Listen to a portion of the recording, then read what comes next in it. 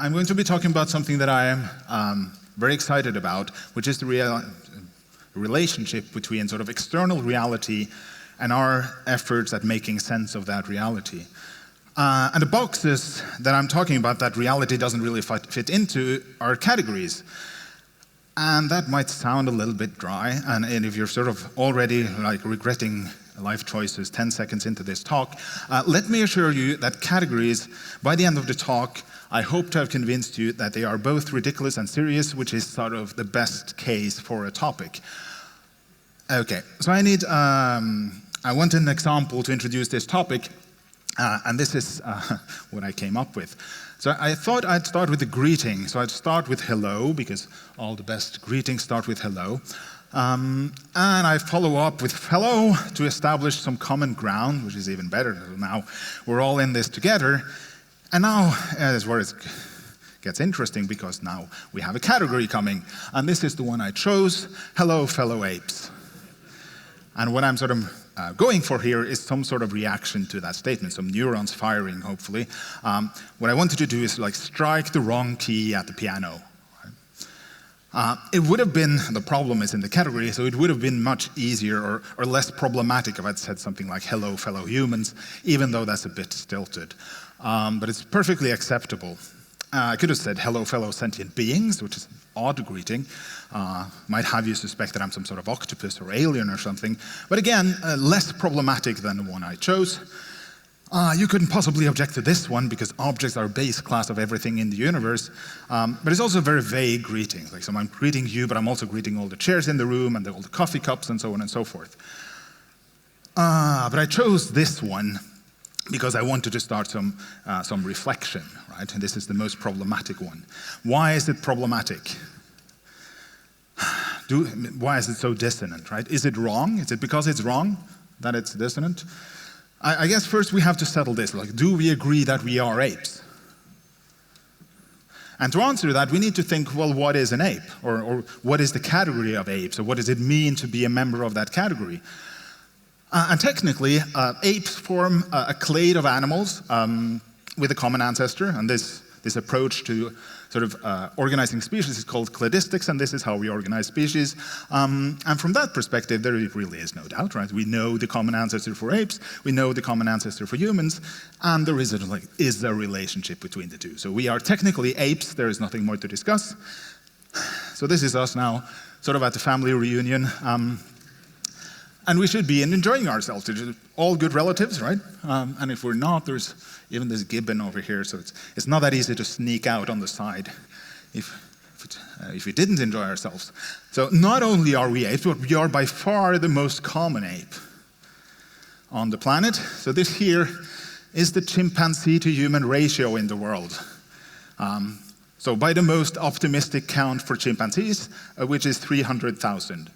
And for each and every one of those, there are 26,000 of us.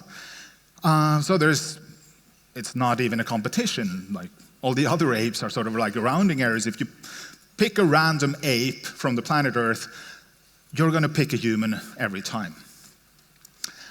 So we can't really protest too much. A human is just a hominid in the category of simians. There shouldn't be a problem. But there is a problem, and it has to do with typicality. So even though we are the most common ape, we are like not the most typical ape, which is a kind of strange situation to be in, because you would think that commonality has something to do with typicality, but apparently for apes it's not like that.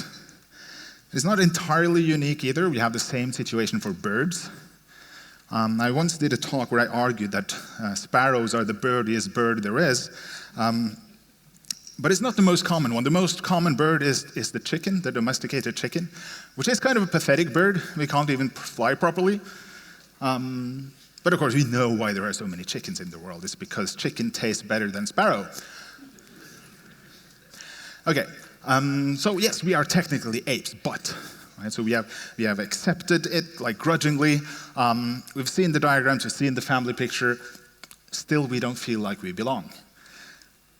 We don't usually think of ourselves as apes, and this has to count for something. Instead, we think of ourselves as human, right? And if we're pushed on this, we can provide some evidence or some rationale for why we should not be counted amongst those other apes. One thing is that we're not hairy enough. Right? Humans have some bodily hair. Typical ape, much more hair. Right? If you envision a chimpanzee, much more hair than we have.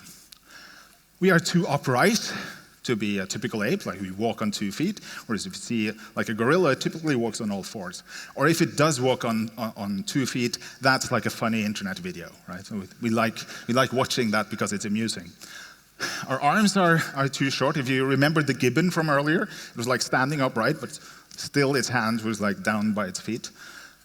We have relatively weak foot grip, we are poor climbers, and some of us are even afraid of heights. So we are much better suited for a life on the ground. It's very hard to envision like an orangutan being afraid of heights. Right? That would be very limiting, I think, for the orangutan lifestyle. And then finally, of course, there's this. Right? Perhaps the most important thing. We are much too intelligent to be mere apes. So in fact, we've even labeled ourselves, not too modestly, the wise one, Homo sapiens, right? Because we have such huge brains. And then I guess there's this, right? I mean, humans eat some bananas, but not as much as the other apes, right? So I took sort of the liberty of plotting. This is the sort of human enjoyment rate as a function of the number of bananas. So somewhere in banana number 2, things go awry, right? And no human has ever eaten 3 bananas in a row. Whereas basically, what I think a chimpanzee is doing all day is basically chain eating these bunches of bananas, right? This turns out to be wrong, actually. Bananas distinguish humans from the other apes, but we eat more of them.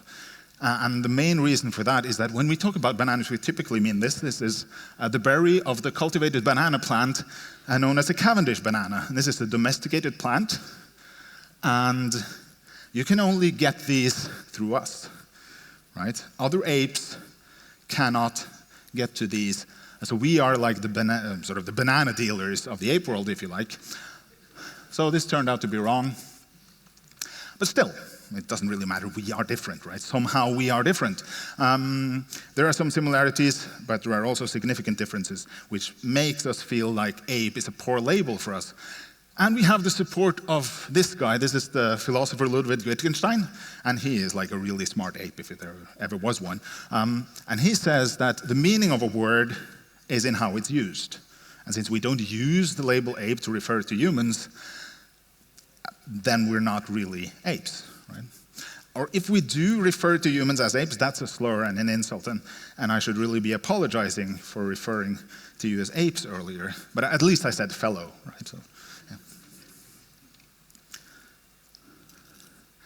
So you can get the impression here that there's this other notion of ape, right? It's not this technical thing, and it's not really designed to be very precise. It's this casual and informal thing, and in this category, we don't really fit that well. Well, this is now confusing. So are we really apes or are we not apes? I said, well, technically, yes, we are apes, but still we're not apes. But it's not that hard. If you think about it, you can see it as like 2 different contexts. You have like biology, where you need to use this technical cladistics thing. But in this everyday context, we don't really belong. And we have like ape referring to both those categories, but they don't have to be the same. It's not like not necessarily the same category. We just use the same word to denote 2 different things. But this is still confusing, I guess, because I'm just saying that we should be distinguishing these contexts. Should we really be distinguishing these contexts? And are they sort of on equal footing? Isn't really the technical one better? And wouldn't that solve all our problems if we could use those?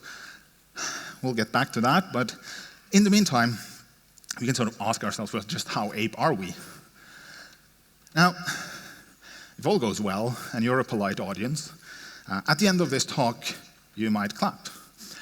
And that is, for me, like the perfect example of this human ape-like behavior. This is something very ape-like, like banging your hands together to make noise. And other apes do that as well, but they do it for a different reason. They do it to warn of danger, whereas humans, being like this socially inclined ape, I guess, has invented the technology of applause to sort of signify the group's acceptance of the individual. So for me, this sort of like captures our human apeness, I guess. Okay, so this was the introduction example. Where does that leave us? So let's start looking a little bit more at what these categories are. There is this folk theory of categories. And folk theory is this unarticulated set of beliefs about how categories work. And it has three parts to it. One is that things come in these well-defined categories. So if you find something out there in the world, there is a box you can put it in, and that's its category.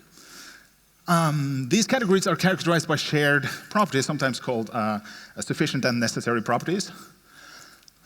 So all the objects in those boxes will share these properties. And if you have those properties, then you belong in that box. And finally, there's one right taxonomy. So you have like the right set of boxes, if you like, that can classify everything in the world. The problem here is that these are all wrong. And it's fine if you sort of believe in this, because it's called folk theory for a reason, right? Because we believe it works that way. And it doesn't really hold up to scrutiny. So let's look at some perspectives on these categories. Now, one thing we might ask ourselves is, how is a category really like represented in the human brain? If you open a brain, where are the categories? And how do they look? Well, of course, we don't really know. But we do have some models. And the nice thing about models is that you can run experiments and you can see how well your model holds up. Right? Your model predicts some behavior, and then you can see if it's sort of verified or not. The so-called classical model is based on these essential properties. This is sort of the model from the folk theory, if you like. And this really was the only model we had for a very, very long time. It wasn't even considered a model, it's just the way categories worked. So up until like the 1960s and 70s, this was the one. But then our friend Wittgenstein came up with some examples that didn't really hold up that well to scrutiny. So for instance, the category game, it's very, very hard to come up with these properties that will help you enumerate all the games in the world, but only all the games in the world. Right? That's pretty hard. So in the 1970s, there was a researcher called Einar Høst who came up with an alternative model known as the prototype model. Now, one thing with the essential model is that it doesn't allow for gradients of membership. So either you have the properties and you belong in the box, or you don't, and you're sort of out. And also, in the classical model, it shouldn't be harder to classify some objects than others, but it turns out in experiments it is, and sometimes people don't agree. So the prototype model, you have something, your category looks more like this. This is this blurry thing. And in the middle you have the prototype, which is like the ideal example of the category. And then if you move like a bit to the side, you can compare it to the prototype and say, well, it's still a member of this category. It's sufficiently similar. But then you have these pesky edge cases where it's no longer so clear, and people might disagree, and people spend longer classifying these things and say yes or no. Another thing we might ask is, what are these categories used for? Well, first of all, it's how we organize and structure information about the world, and we need to do this because otherwise we wouldn't survive. Right? So we go through this continuous process of comparing, like this is like that, this is identical to that, this is roughly the same as that, so maybe I can use the same approach. This is blank.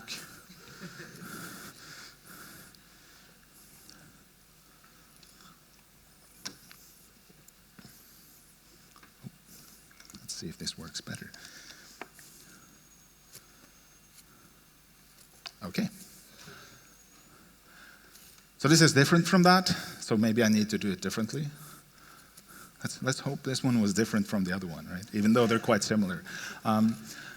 So one good thing about these categories is that it enables language, right? So if everything were this individual objects, ungrouped objects, then everything, if you'd want to talk about it, everything would need a GUID, right? And language would be very cumbersome.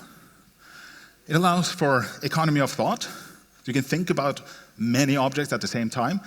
It also allows for efficient communication. I can say things, incredibly powerful statements like all dogs are good. Right? I've conveyed a tremendous amount of information. And it enables induction, which means, from my experience with certain members of the category, I can make hypotheses about how the other objects might work. So if you see a glass of water on the table and a cat that pushes the glass of water off the table, next time I'll be aware, right? So it enables learning, and it's much easier to live in this world if I don't need first-hand experience with everything in the world. It means I can encounter a brand new door and it's okay. Right? I know how to operate that. So this enables us now to be effective agents in the world? Yes. So that was some theory about these categories. Let's turn to practice.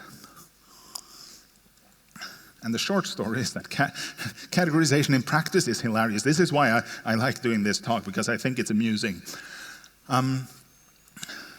There's this quote by Rebecca Versbrock, who says that the longer you investigate something, the less coherent it becomes. And I lifted that out of context, but I think it's okay because it really applies to these category stuff. And she's heavily into modeling anyway, so she was probably talking about categories, I don't know.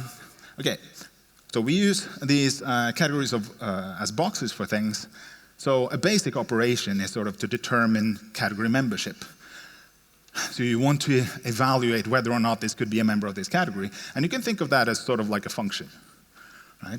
And depending on your model for how categories work, that function can return a Boolean, as in the sort of essential properties model, or a rating in the prototype model. So more like a decimal number from 0 to 1. Right? 0 means definitely not. 1 means it's the prototype. And then things get difficult somewhere in between. Okay, so let's look at some examples. And sometimes this can be very easy, right? For instance, is this a horse? I'm going to rate the horses very high in this case. I feel very confident in saying, yes, this belongs in the box known as horse. What about this one? I'm going to say that the hoarseness is quite low. So when I was a child, if I pointed to this, I was in a place where there was this animal, and I pointed to this and said horse, presumably my parents would say, no, that's not a horse, it's actually a capybara, and you can tell because it's sort of smaller and chunkier and cuter, right? What about this one? Is this a horse? I'm going to say that the hoarseness is even lower in this case, but it's still not all bad. Like, it's organic material, roughly the right size, 4 legs. Right, so it's not 0. What about this? Practically 0. Let's hope it's not horse, right? It's probably chicken, you know. But sometimes it's a little bit harder. What about this one? Is this a horse? I'm going to rate it at medium plus. But in a sense, you might wonder, why didn't I rate it as high, or even very high? Because to me, in my life, this could be perfectly good horse, right? It's quite horse-like. Right? Why shouldn't it be a horse? It turns out that, in a sense, the hoarseness depends on the existence or absence of other categories. And this applies not only to horses, but to all kinds of categories. So it's determining membership is not independent of the other categories that also exist. So in a sense, it's the donkeyness that sabotages for the horseness of the donkey. Right? If there were no donkeys, it's a horse. Right?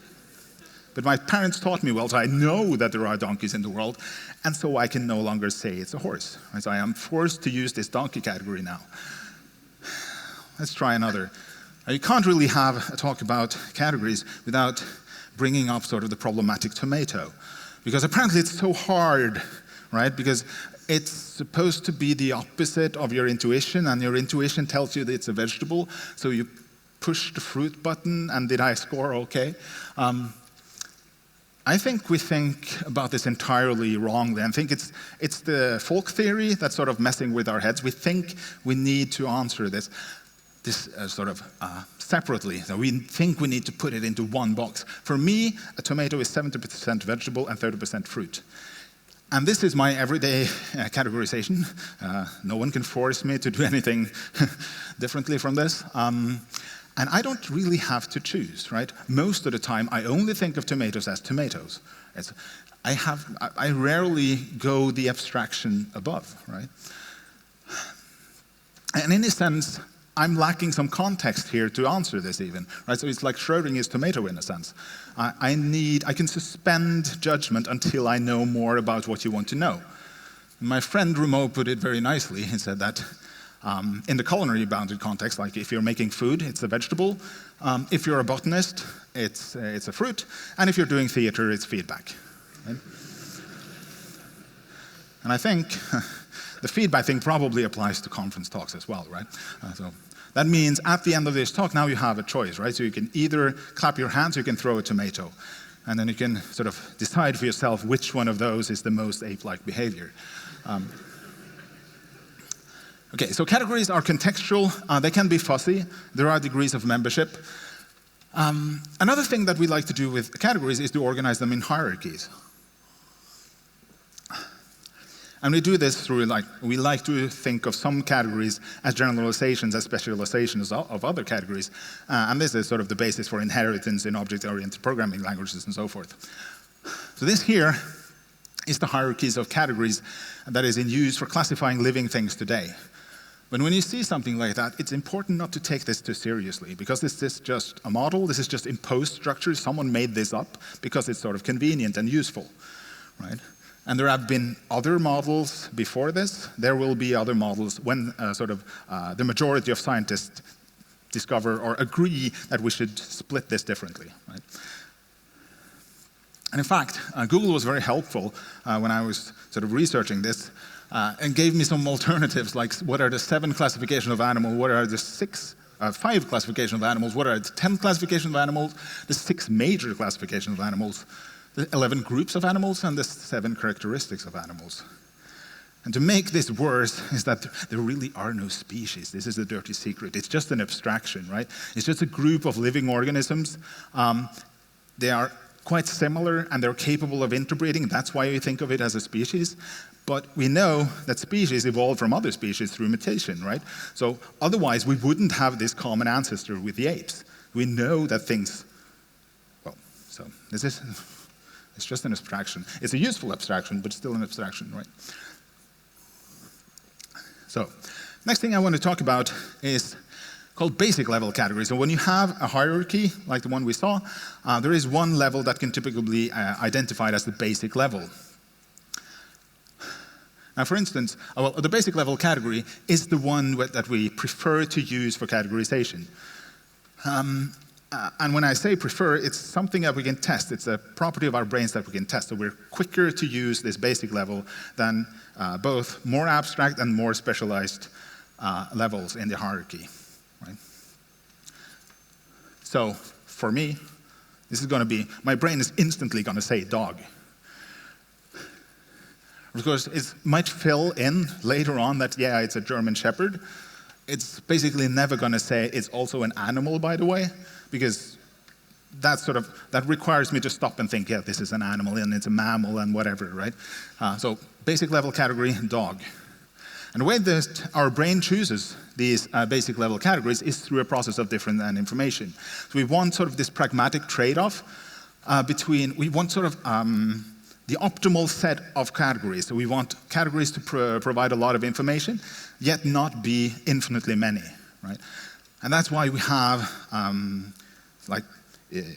highly informative categories like cat and dog to be basic level. If I were to say like poodle and German Shepherd, that would carry even more information, but lead to an explosion in the number of categories, and my brain would be tired. So that's why we sort of choose these more chunky categories. When I say choose, our brain chooses this. We don't have a choice. Our brain just does this, right? But it's based on utility and experience, so it's not this static thing. It's not pre-programmed or anything. It's going to depend on your expertise. And ultimately, it's culture-specific. So I took this picture of a beautiful tree, but I don't know what kind of tree it is, right? So I don't even have the information at the subordinate level. If I lived in the forest and this was somehow very important for my subsistence, perhaps my sort of basic level would be pushed down to something more specific. Okay, so let's run a little bit experiment on these basic levels. And I'm going to need you to participate. What I'm going to do is I'm going to show you some pictures, and I want you to categorize them as quickly as you can. So just shout out what you see the moment your brain comes up with a category. I want to sort of hear it. And your brains are like optimized for this. You can do this in like milliseconds. It's super fast. It also means if I sense a delay, I know you're cheating. Okay, so let's run a test first. I'm going to run a countdown. Horse. Yes, this is the horse from before. Perfect, it worked. So let's run the actual experiment. I'm going to show you 2 more pictures. So picture number 1, and here's the countdown. Perfect, you got this. Right? This is going really well. Second picture, and we have our countdown.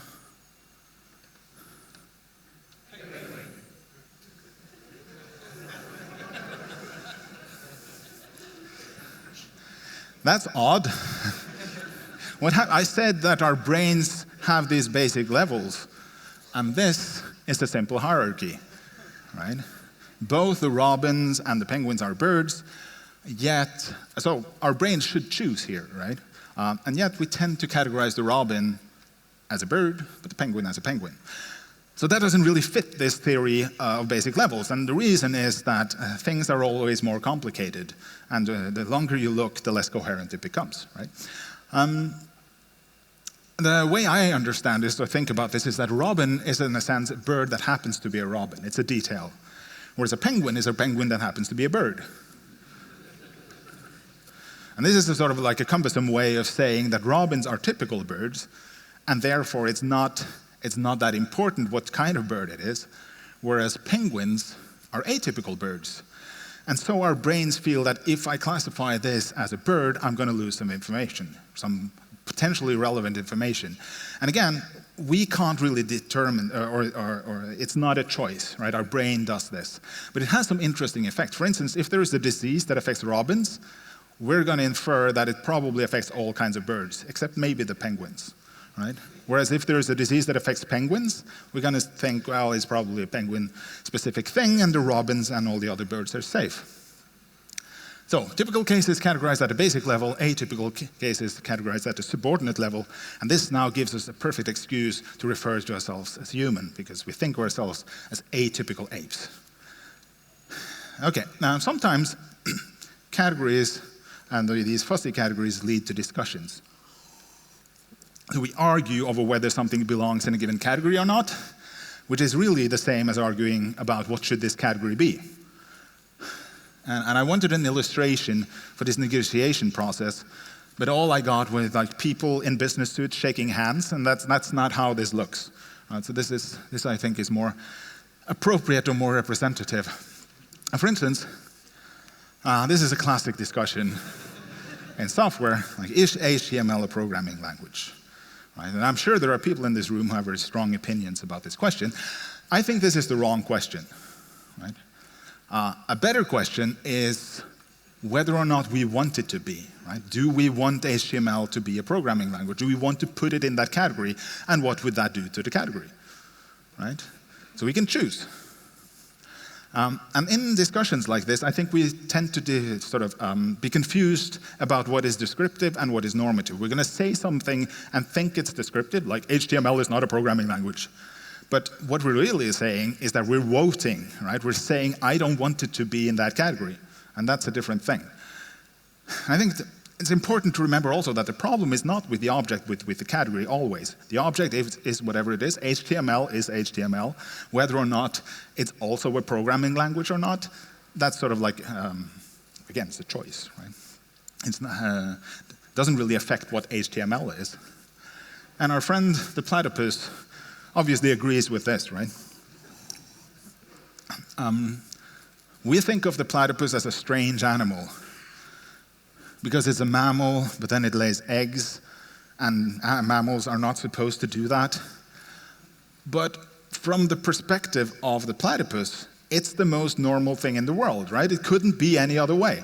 So it's just us standing there with our boxes and trying to ram the platypus into it, and that's the problem, right? I think it's also, these category discussions are sometimes proxy discussions for something else.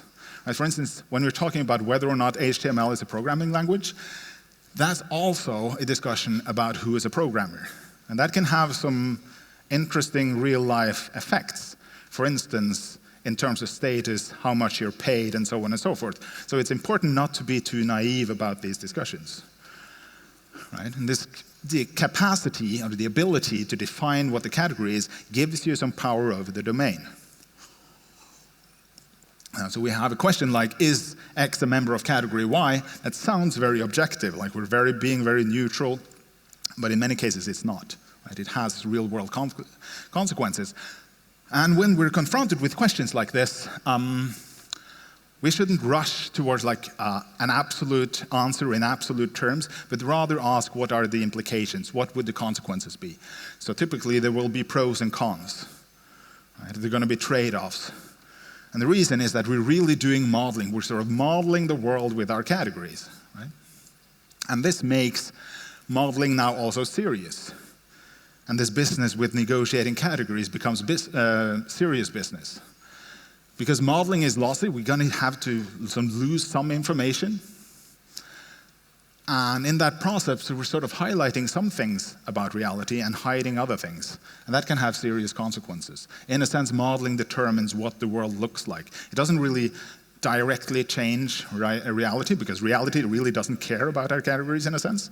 But it can affect the lives of those who live in that reality, right? Because it affects our perception of reality. So I think when we're doing modeling, we need to do this technification of the categories. I'm not sure if technification is a word, but it is now. And the reason is that we need to eliminate ambiguity.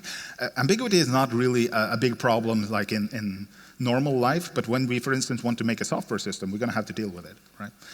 That means we're going to have to do something about those edge cases, the platypus, and so on and so forth. And that means sometimes when we do that, we have some surprising consequences. Turns out nuts are really fruits. Almonds are not nuts. It seems when we go through this list, it seems like we're wrong about everything, right?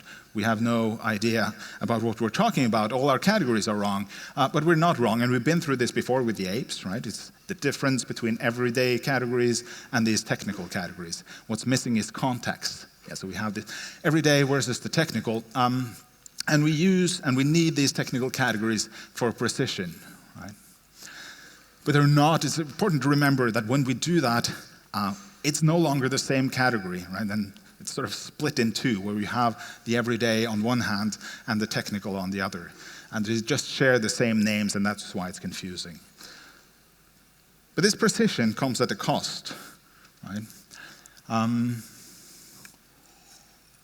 Sometimes these technical categories are in conflict with our intuitions about reality. And also, I'd like to talk a little bit about categories where I work. I work for the Norwegian Labour and Welfare Administration, and we have a lot of categories, and some of them are dictated by Norwegian law, so we can't really say what they should be. They are what they are. And the process of changing them is going to take a long time, and it's not something we can do unilaterally. So I'd like to present you what I like to think of as variations on a theme, and that theme is unmarried people who live together. And that sounds like an unproblematic, like unambiguous category, right? Here are some variations that we have to deal with from Norwegian law. So, two people above 18 years of age who are not married, registered partner, or living with anyone else. Two people who usually live together, even if they are temporarily separated. Two people living in the same house, even if they live in separate parts of the house. Unless they each live in separate units in a house with 4 or more independent and clearly separated units.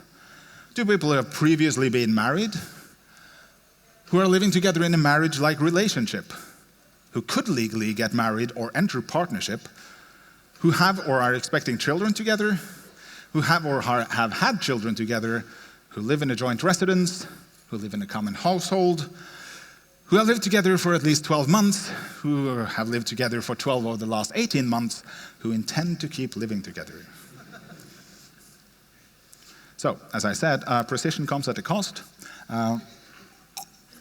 And in this case, the cost really is this explosion of similar categories. And if you try to draw these categories, it would be a lot of overlap, but not quite, right? And your gut instinct, and my initial gut instinct also, was that this dramatically needs to be simplified. And that might be true in some cases, but also it's important to remember that the law is the way it is for reasons, right? This has been negotiated, and changing any of these in any context might have profound impact on who gets what under what circumstances, right? And we want it to be fair. So the point is, an important thing is that we must choose when we're creating these categories. And the choices are not right or wrong, they just have consequences, right? So we want to choose categories for the consequences that we want. Okay, so summary. What have you learned about categories? Well, first, categories are very useful. At the same time, they're not real, right? They are just imposed structure that we have come up with to make sense of the world. So, very useful, not real. They are chosen and negotiated, not like given once and for all. So Plato was wrong about that. And in a sense, reality doesn't care about our categories. Reality just is. And this sometimes makes this whole process a bit silly or ridiculous, or amusing at least, right? At the same time, categories hide and highlight things about reality which can have a serious real-world impact. And for that reason, categories are also serious. Finally, I'd like to mention a couple of resources that you can read if you're interested in more of this stuff. First is the Big Book of Concepts by Gregory Murphy. The second is Women, Fire, and Dangerous Things by George Lakoff. It talks about the research of Eleanor Roche. And finally, Sorting Things Out by Bowker and Starr. And that's just about it. Finally, I just want to leave you with this. Apparently, bees are officially a type of fish in California. And I hope by the end of this talk, your reaction is not what have they been smoking in California, even though that's sometimes a relevant question to ask, but rather what is the context that makes this reasonable? Why is this a reasonable thing to do? And with that, I'm done. Thank you.